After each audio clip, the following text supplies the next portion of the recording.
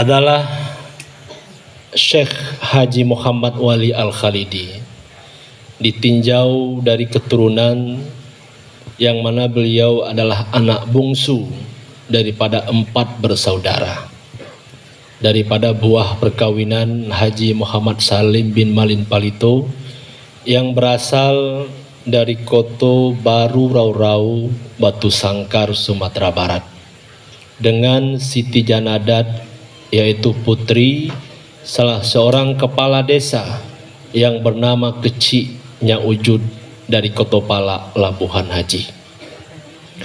Haji Muhammad Salim merantau ke Aceh sebagai guru agama di Labuhan Haji dan juga di Manggeng. Pendidikan beliau, Abuya Syekh Mudawali lahir di Blangporoh di suatu desa di Kecamatan Labuhan Haji pada tahun 1917 Masehi. Ketika Abuya berumur 6 tahun, ibu tercinta meninggal dunia. Lalu Abuya diasuh oleh ibu tiri beliau yang dikenal panggilannya dengan Mak Indua, sambil beliau belajar kepada ayahandanya, yaitu belajar membaca Al-Quran, belajar ilmu-ilmu pokok keagamaan. Juga beliau bersekolah di Kota Tring, yaitu sekolah HIS, sekolah milik Belanda, selama 4 tahun. Ayahnya sangat sayang pada beliau karena melihat ada tanda-tanda kemuliaan pada masa yang akan datang, kecerdasan dan kesalehannya. Lalu ayahanda mengantarkan beliau belajar kepada Tengku Syekh Muhammad Ali yang berasal dari Lampisang, Aceh Besar. Mengajar di Pasar Lama, Labuan Haji selama 2 tahun. Kemudian ayahandanya mengantarkan beliau ke Blangpidi, yaitu kepada Syekh Mahmud, untuk belajar ilmu fikih dan ilmu-ilmu lainnya yang berkaitan dengan keagamaan. Pada waktu itu beliau telah dikira alim karena sudah dapat mengajar berbagai ilmu kepada santri-santri selama 3 tahun. Beliau sangat rajin beribadah, mentalaah kitab-kitab.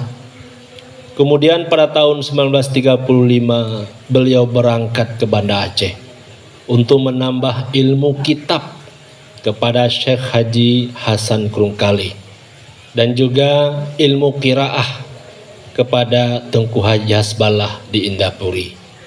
Beliau belajar tidak pernah dibelanjai dari kampung atau orang tua, melainkan daripada kasih sayang masyarakat setempat.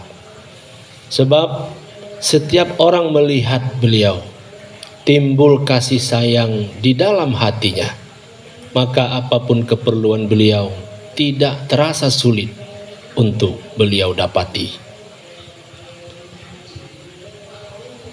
Maka oleh Persatuan Ulama seluruh Aceh, disingkat PUSA, mengirim beberapa pemuda yang berpengetahuan agama lagi cerdas ke Padang, Sumatera Barat, termasuk beliau, untuk belajar di Normal Islam, salah satu pendidikan modern yang dipimpin oleh Profesor Mahmud Yunus, tamatan belajar di Mesir. Beliau belajar hanya 6 bulan sebab beliau melihat pelajarannya rendah dibandingkan dengan ilmu yang beliau miliki di Aceh. Maka oleh seorang ulama Sumatera Barat yang bernama Khatib Ali mengajak Abuya untuk mengajar dan berdakwah di dalam mempertahankan i'tikad Ahlussunnah wal Jamaah dan madhab Imam Syafi'i yang terancam keberadaannya di Sumatera Barat. Oleh karena tumbuh paham baru, yaitu paham Wahabi dan paham anti madhab. Beliau sangat pintar mengemukakan dalil-dalil di dalam berdiskusi sangat fasih di dalam menyampaikan, sehingga beliau digelar dengan Tuanku Mudo Aceh. Juga beliau menghadiri majelis pengkajian Syekh Haji Muhammad Jamil Jaho dan Syekh Haji Sulaiman Ar-Rasuli, yaitu ulama-ulama besar yang berpengaruh di Sumatera Barat. Kemudian beliau belajar ilmu tarekat dan tasawuf kepada Syekh Abdul Ghani di Batu Basurat, Bangkinang, Kampar, Riau. Juga bersuluk sehingga beliau mendapatkan ijazah sebagai mursyid tarekat Naqsyabandi. Beliau juga belajar di Mekah Al-Mukarramah pada tuanku Syekh Ali Al-Maliki selama 6 bulan. Kalau dilihat di dalam sejarah, beliau tidak banyak dapat belajar, tetapi beliau mendapatkan ilmu dengan ilham dan petunjuk dari Allah Subhanahu wa Ta'ala. Para hadirin yang dirahmati Allah, ditinjau dari segi perjuangan beliau di dalam bidang penyampaian ilmu atau mengajar adalah Abuya Syekh Mudawali, terkenal sebagai seorang yang sangat alim dan juga seorang yang sangat rasih di dalam berbagai ilmu, terutama dalam bahasa Arab, usul fiqh dan juga mantik. Memiliki idrak yang kuat dan hafalan yang banyak, dapat mengemukakan masalah dengan menyebutkan nama-nama kitab dan halamannya serta hukum yang terkandung di dalamnya. Beliau mengembangkan agama, mengajar dari berdakwah selama 4 tahun di Sumatera Barat, 18 tahun di Aceh, membina sekolah tarbiyah Lubuk Bagaluang, Sumatera Barat, menjadi guru besar di Madrasah Islamiyah di Johor, Padang Panjang, mendakwahkan agama di Sumatera Barat dan juga di Riau. Beliau cukup terkenal di masa itu sebagai ulama yang sangat muda, sangat pintar di dalam berdakwah, sehingga para pendengar penuh perhatian, diam, tenang, seolah-olah ada burung yang hinggap di kepala mereka. Para hadirin yang dirahmati Allah, di dalam berpakaian, jubah yang begitu rapi serta serban di atas kepala, rona muka yang memancarkan sinar, lidah yang fasih, suara yang lantang, itu keluar dari hati yang bersih untuk memberikan kabar gembira dan kabar pertakut, mengingatkan kita kepada Nabi Muhammad Sallallahu Alaihi Wasallam yang kita cintai, sehingga sangat mempengaruhi umat terhadap penyampaian beliau. Banyak orang-orang maksiat bertaubat, orang-orang yang berada di dalam keraguan menjadi yakin, orang-orang yang malas, orang-orang yang lalai menjadi taat, dan orang-orang yang sesat menjadi terpetunjuk setelah mendengarkan dakwah beliau. Para hadirin, setelah beliau kembali ke Aceh pada tahun 1940, beliau membangun sebuah pesantren di Pauh ini, Labuan Haji, sekolah tarbiyah Labuan Haji, dan juga membangun sebuah masjid Al-Sunnah wal Jamaah bersama dengan murid-murid beliau, yaitu Syekh Zakaria Labesati dan Syekh Haji Jalaini Musa. Murid-murid beliau, murid-murid yang belajar di sana di pesantren Pauh, antara lain Syekh Marhaban bin Haji Hasan Krungkale dan beberapa ulama lainnya yang ada di Aceh, yaitu seperti di Aceh Singkil ada Tengku Haji Abu Ya Zamzami Syam. Kemudian pada tahun 1942 beliau membangun sebuah pesantren di Darussalam yang sangat terkenal sampai sekarang, yang diteruskan oleh anak-anak beliau Kebanyakan dari pimpinan pesantren di Aceh itu menimba ilmu di pesantren Darussalam, baik semasa hidup beliau dan muridnya yang mencapai lebih 1.000 orang maupun setelah beliau meninggal. Pesantren ini pada awalnya rawa-rawa yang dalam, namun dengan berkat doa beliau, batu keluar dari laut bergunung-gunung, sehingga tertimbunlah rawa-rawa yang dalam tersebut. Pada masa itu tidak ada kendaraan pengangkutan, hanya dengan semangat dan kemauan murid-murid serta masyarakat untuk membawa batu-batu tersebut, sebab patuh dan sayang pada beliau sebagai gurunya dalam membina pesantren tersebut. Dan juga beliau mengembangkan ilmu tarekat, yaitu pendekatan kepada Sang Khalik Pencipta. Banyak daya-daya tarekat yang terbesar di Aceh untuk berubudiyah dengan metode tarekat, sehingga banyak mursyid-mursyid tarekat khususnya di Aceh dan Sumatera Barat. Beliau juga mengadakan suluk yang dihadiri oleh ribuan jamaah pada bulan suci Ramadan, dan juga mengadakan suluk di bulan haji dan di bulan maulid. Di antara lain, murid beliau yang tertua di bidang tarekat yaitu Syekh Haji Adan Mahmud Bakongan. Ulama-ulama yang terkenal dari murid beliau di Riau adalah Syekh Aidarus Kampari, di Sumatera Barat Syekh Khatib Abu Samah, di Palembang Ahmad Dimyati, di Tapanuli Syekh Nawawi, di Medan Syekh Syahbudin Kumala.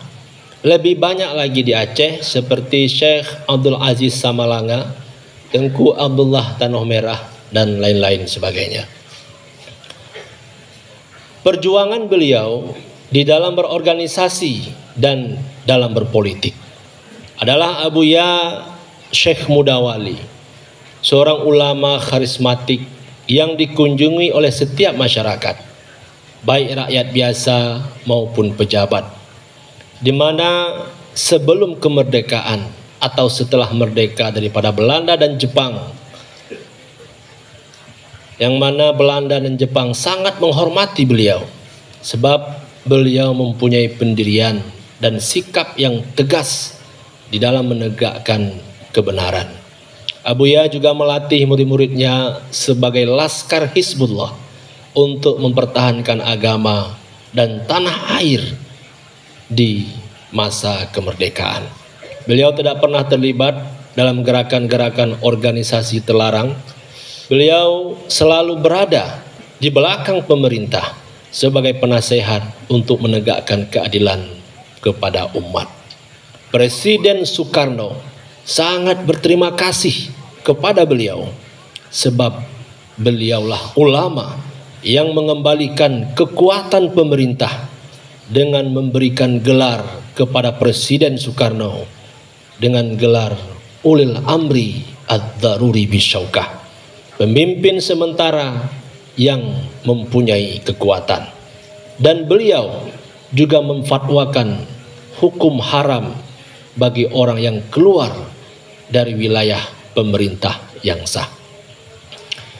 Abuya juga membentuk sebuah organisasi PERTI, Persatuan Tarbiyah Islamiyah, dengan kawan-kawan seperti Tengku Nyak Diwan dan Tengku Usman Pauh untuk mempertahankan i'tikad Ahlussunnah wal Jamaah dan juga mazhab Imam Syafi'i, yang mana pada waktu itu banyak serangan dan tuduhan yang menghina ajaran ini, seperti tidak boleh kenduri pada orang mati dan membid'ahkan baca samadiyah dan ziarah kubur, terutama pada makam wali-wali Allah dan ulama-ulama saleh dan lain-lain sebagainya.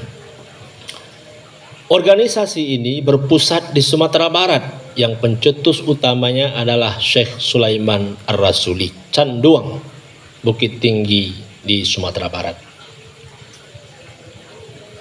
untuk mengurus pendidikan dan dakwah yang bermadhab Imam Syafi'i, beriktikad Ahlussunnah wal Jamaah, bukan semata untuk mencapai kedudukan dan pangkat di pemerintahan saja, sebagaimana yang telah kita saksikan pada saat dewasa ini. Sebab tokoh-tokoh Perti dan anak-anaknya tidak diarahkan untuk memahami atau tujuan daripada organisasi Perti semula hanya untuk kepentingan duniawi saja. Para hadirin yang dirahmati Allah, ditinjau dari segi keluarga, istri dan anak-anak beliau, Abuya, istri-istri Abuya 6 orang, 3 di Sumatera Barat dan 3 di Aceh. Umi-umi yang dari Sumatera Barat yang pertama yaitu Umi Hajjah Rasimah, yang mempunyai keturunan yang pertama Tengku Muhyiddin Wali, yang kedua Halimah Wali, yang ketiga Tengku Jamaluddin Wali, yang keempat Tengku Marhaban Wali, yang kelima Tengku Ruslan Wali. Dan juga Umi Hajjah Siti Rabi'ah yang dikaruniai 2 orang anak, yaitu Tengku Ahmad Wali dan Tengku Muwardi Wali MA. Dan juga Umi Supayang dengan istri yang ketiga. Abuya tidak mempunyai anak. Dan juga umi-umi yang berasal dari Aceh. Yang pertama Umi Hajjah Raudatin Nur, Pauh Labuan Haji. Anak-anak beliau Hajjah Zubaidah Wali, yang kedua Abuya kita, Abuya Amran Wali. Dan Umi Hajjah Rasimah, Umi Manggeng, anak-anak beliau Tengku Haji Harun Wali, Tengku Muhammad Nasir Wali, yang ketiga Umi Abidah Wali. Dan yang ketiga Umi Hajjah Aisyah Tunom, Umi Tunom, anak-anak beliau yang pertama Mariah Wali, yang kedua Tengku Syekh Abdul Rauf Wali. Sebahagian besar anak-anak beliau mengikuti jejak perjuangan ayahandanya, mengajar, berdakwah, dan memimpin peribadatan dengan membuat dayah dan sekolah pendidikan agama baik di Aceh atau di Sumatera Barat. Para hadirin yang dirahmati Allah, ditinjau dalam segi bergaul dan berakhlak di dalam masyarakat, Abuya sangat tawadhu, beramah, baik hati, pemurah, dan berani menegakkan kebenaran. Setiap istri, anak, murid, teman, sahabat di berbagai tempat menganggap Abuya lebih sayang kepadanya daripada lainnya. Sebab keahlian beliau di dalam bergaul, mengakui kelebihan orang lain, melupakan kelebihan dirinya. Sehingga orang senang, orang tertarik kepada beliau. Dengan demikian mudah bagi beliau di dalam menyampaikan dakwah. Dan juga nampak syiar agama pada masa itu. Para hadirin yang dirahmati Allah, di tengah maraknya syiar agama, di bawah kepemimpinan beliau, akhirnya beliau jatuh sakit. Setiap orang melihat, merasakan kesedihan dan menangis sebab beliau tetap mengajar dan beribadah. Pada tahun 1961 beliau wafat, yaitu bertepatan dengan 11 Syawal 1382 Hijriah. Hari Selasa pukul 15.00 waktu Indonesia Barat, dalam usia beliau 44 tahun. Beliau dimakamkan di Komplek Darussalam yang selalu diziarahi oleh pengunjung dari berbagai daerah, bahkan sampai saat ini. Dalam segi pengamalan dan dakwah untuk umat, Abuya Syekh Muhammad Wali Al-Khalidi, beliau menamakan dirinya di dalam kitab miliknya dengan Syekh Haji Muhammad Wali Asy-Syafi'i madhaban wa Asy'ari i'tikadan wa Naqsyabandi masyraban. saya yang bernama Muhammad Wali dalam masalah khilafiyah, hukum fikih Syafi'i madhab saya, bukan Maliki, bukan Hambali dan lain-lain. Ahlussunnah yang dibawa oleh Habib Hasan al-Asy'ari itu i'tikad atau keyakinan saya terhadap Allah dan Rasul, dan dalam tarekat sebagai masyraban, yaitu tempat minum kerohanian yang dibawa oleh Syekh Bahauddin An-Naqsyabandi, tidak Qadiri dan Syatari dari Abdullah Syatari. Maka perbuatan atau pekerjaan anggota saya di dalam peribadatan dan muamalah adalah menurut madhab Syafi'i.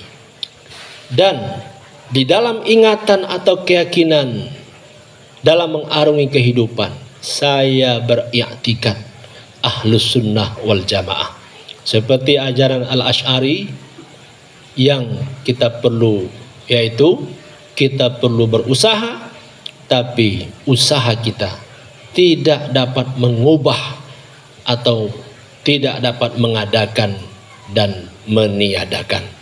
Dan juga di dalam bersikap atau berkepribadian, yaitu bertarekat dengan tarekat Naqsyabandi yang dipelopori oleh Syekh Bahauddin An-Naqsyabandi.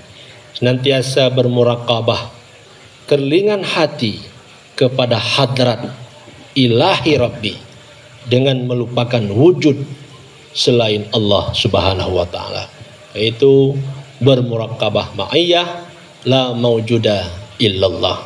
Inilah makna wujud Muhammad itu fana di dalam wujud Allah.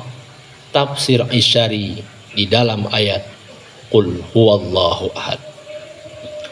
Para hadirin, orang yang hatinya berjalan, kemauannya berjalan, dan berada di hadrat ilahi, itu hilang wujudnya dengan sebab pantulan cahaya ma'rifat ahadizat, dengan sebab bermuraqabah ma'iyah. Pertanyaan, apakah Anda sebagai mursyid dan khalifah paham tentang ajaran tarekat Anda? Maka oleh karena itu, Abuya Syekh Haji Muhammad Wali terlihat bagus di dalam perbuatan, terlihat bagus di dalam tingkah laku, akidah, dan dibarengi dengan sikap kepribadian, serta tidak lupa kepada Allah di dalam setiap nafas dalam menjalani kehidupan. Abuya Syekh Muda Muhammad Wali Al-Khalidi membuat tulisan yang bernama Permata Intan dan Intan Permata, adalah untuk menerangkan akidah, menulis nazam obat hati untuk fana wujud kita di dalam wujud Allah, dengan memohon supaya kita sampai kepada dhural hakikah, yaitu gunung hakikat, makam, suatu tempat yang tidak ada makhluk pada makam tersebut, atau dinamakan dengan istilah ma'rifat. Dan juga Abuya menulis tulisan atau kitab, yaitu fatwa yang berisikan mengenai dengan hukum-hukum syarak dalam masalah khilafiyah madhab Syafi'i, dan juga Tanwirul Anwar untuk menyatakan beda antara akidah dengan tasawuf, atau dalam pandangan hakikat dalam kitab bermakrifat, agar terjadi keseimbangan antara syariat dengan hakikat. Jangan sampai kita bertasawuf atau bertarekat tapi masih terlihat wujud dalam pengamalan, padahal tasawuf atau tarekat adalah untuk supaya dapat menghilangkan wujud diri. Kalau kita mendakwahkan diri kita sebagai murid Abuya Mudawali, maka kita harus dapat mengikuti sunnah beliau sebagaimana yang tersebut di atas. Kalau tidak, maka jangan Anda katakan saya anak atau murid Abuya yang disayangi. Para hadirin yang dirahmati Allah, demikianlah sedikit manakib sejarah singkat kehidupan beliau Syekh Haji Muhammad Wali Al-Khalili dari tinjauan salah seorang putra beliau Abuya Syekh Haji Amran Wali Al-Khalili, dengan harapan kejanggalan kekurangan dapat diperbaiki. Semoga kita semua baik sebagai anak jasmani, anak rohani, dapat memahami sunnah beliau dalam kehidupan untuk membawa umat beriman, bertakwa kepada Allah Subhanahu wa taala. Semoga dapat dimaklumi oleh kita semua. Wassalam, tertanda Abuya Syekh Haji Amran Wali Al-Khalili. Assalamualaikum warahmatullahi wabarakatuh. Alhamdulillah, demikian